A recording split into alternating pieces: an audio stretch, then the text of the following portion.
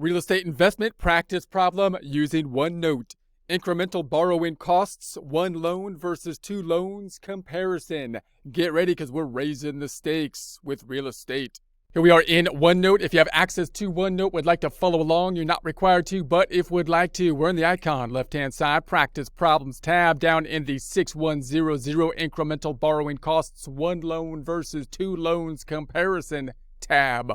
Also note, when using OneNote, look at the Immersive Reader tool. Presentations, also in the text area, same name, same number, but with transcripts that can be translated into multiple different languages and either listened to or read in them.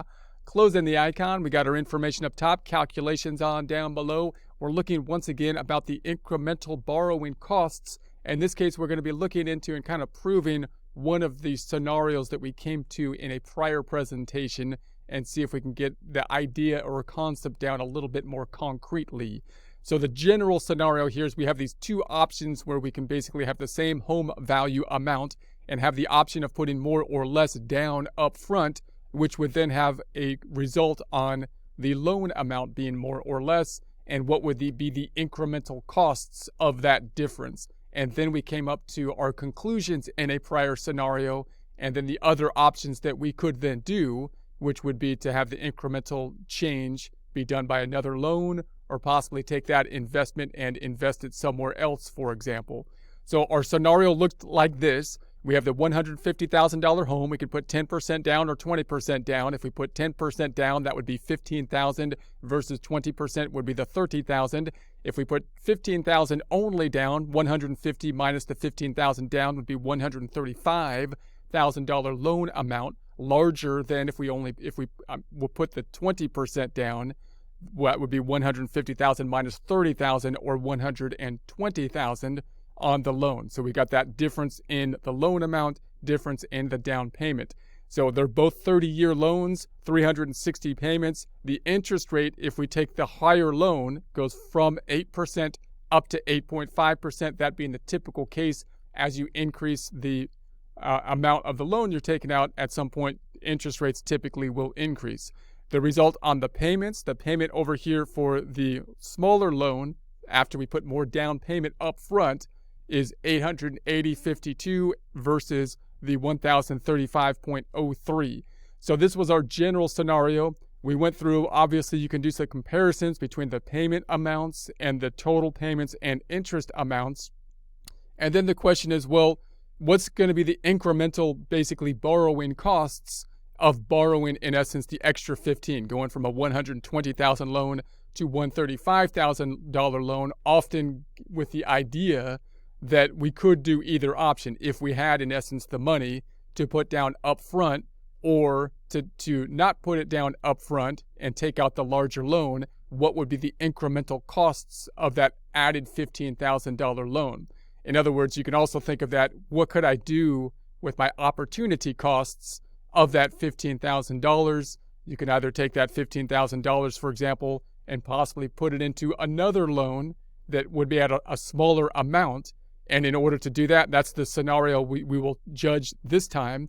In order to do that, you've got to be able to determine whether the rate we would get on the second loan would be better than financing it all in one larger loan.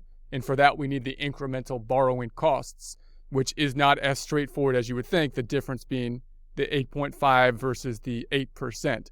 So we came out to actually, I believe, an incremental borrowing cost of the 12.28. So that's what we're going to use for our incremental second loan to kind of prove, in essence, get an idea of what we did last time to make it a little bit more concrete. The other thing you might do is take that $15,000 and say, well, what could I invest it and get the return, in essence, on the investment. So those are the options. We're looking at the option of either taking the 135 in this larger loan versus a second loan here to take, in essence, the 120,000, the smaller loan, but then still put the 30,000 down by basically taking out a second loan, in essence, of 15,000, that incremental difference. What would the rate have to be on the 15,000 for, in essence, this combination between these two loans to be equivalent to the one larger loan? So that's kind of that's the idea. Here's the three amortization tables that we would have. This is for the one large loan at the 135, payments at the 1,038. This is for the second loan at the 120, payments of the 880.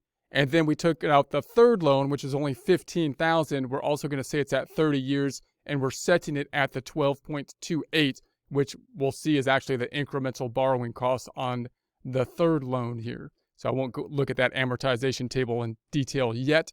We're going to scroll all the way down. All these loans are going to be standard loan structures, fully amortized after the end of the period, or 30 years down to 0.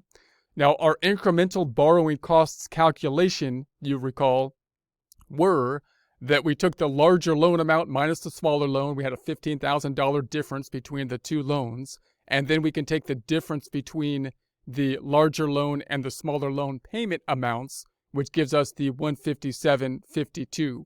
We could divide those two out and get basically the time frame of the difference, but we're looking here at the rate. So then we use the rate function. I won't go into it in detail here because we looked at it in prior presentations, but we used the rate function to get the incremental borrowing costs, which was actually 12.279. So the 12.279, which we could also calculate using our IRR calculation. If we did the IRR calculation all the way out, we get the 12.28 or 279 about.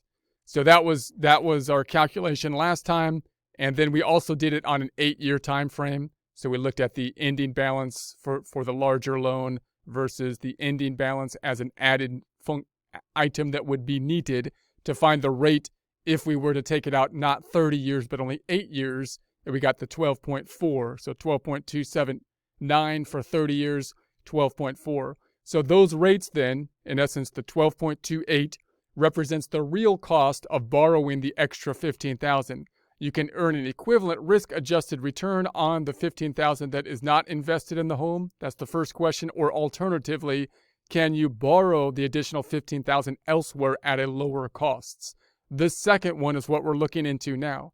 So in other words, knowing this information, you can then say, all right, what if I take the smaller loan, this 120, instead of the larger loan, and then that 15,000, I borrow it from someplace else? What would the rate need to be in order to be in a better situation? If it's lower than the 12.279, you may be in a better situation, which might not be as intuitive given the fact that the rates we were looking at was the 8.5 versus the 8%. So to kind of prove that, to get an idea, that's where we left off in essence last time. To get an idea of that, let's imagine we do that. So now we've got the option of this one loan of the 135, or borrowing the same 135 but with two loans. So we got the 30,000 down, borrowing only 120 on this scenario, but we financed that 15,000 of that 30 down payment with another loan from some other place at 15,000. And the rate is the 12.28%, which you might say, well, that's way higher than the 8.5, but that's our incremental borrowing cost for the added 15,000. So how can I kind of compare like this two loan scenario combined together versus, in essence, this loan scenario? We can use our cash flow type of analysis, trying to combine together the cash flows of these two loans together and use our IRR calculation. So if we do that with our IRR for 30 years, we borrowed, in essence, the 135,000, which was the 120 with the first loan, and then the 15 on the second. That's what we got from the two different financial institutions. We didn't actually receive it, but we kind of got that, and then we paid it. You can imagine we received the money, and then we paid it to the seller. So that's our inflow from the financial institutions. The outflows then being the sum of the payments, which of course would be trustee calculator. The payment calculation 880.52 plus 157.52. That gives us the 1,038.04, 1,038 about. So if we take that down for 30 years, that in essence would be our cash flow for that 30-year time frame. And if we totaled it up, we got the 238,692, and the IRR, the rate at which that cash flow would be 0, is 8.5. That 8.5 then, of course, matching the 8.5 that we saw here. So you can see that in essence, that's the break-even point, right? Because the cash flows are the same. In other words, if we work this out, and we do work this out in Excel a couple different ways, if you chose the rate under the 12% and you calculated the same thing out, then you'd get a rate, an IRR lower than the 8.5 if you discount or take the internal rate of return of the cash flow, which would mean generally you'd have a benefit if you got this added 15,000 financed basically at a lower rate. Obviously, the second loan would most likely be a higher rate because it would be a secondary loan, and you'd probably have it, more. You'd also have more costs that would be related to it with regards to financing it and so on.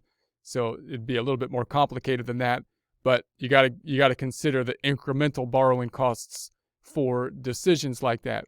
Now you can also kind of do that comparison as well, because you could basically see, well, if I take out this loan and I look at just the cash flow, I've got the 880.52 plus the 152.52 on the payments. That comes out to 1,038.04, which of course matches in essence the payment over here. So the cash flows are basically the same in that sense as well. You could see that only really happens because you got the same 30-year time frame in this case.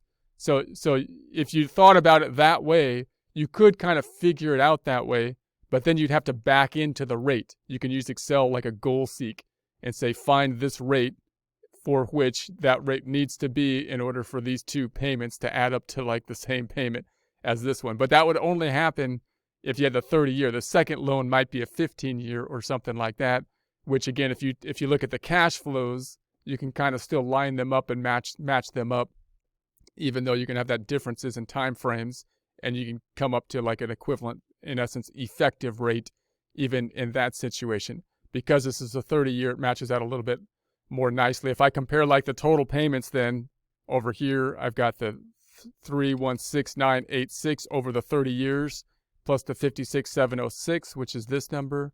That comes out to the 373,692 exactly. Again, it might not be exact if you had different like years, like this was a 15-year loan. You might get to the same effective rate because of time value of money, which would be different than possibly the total payments. If you get to the interest calculation, we got the 196,986 plus the 41,706. We've got these 238,692 matches this 238,692 with that much larger incremental rate of the 12.28. Now you could then do this if you had some other time frame, such as these two loans over an 8-year time frame.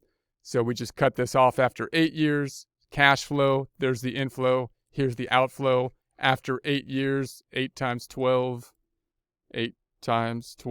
is 96 payments. 96th payment, we got 124,606, which means we'd have to pay off the two loans that were outstanding. I'm going to go all the way up so we can see our amortization schedule. We had the two loans that we'd have to pay off on 96 payment after 8 years. So 8 years was right way up here, somewhere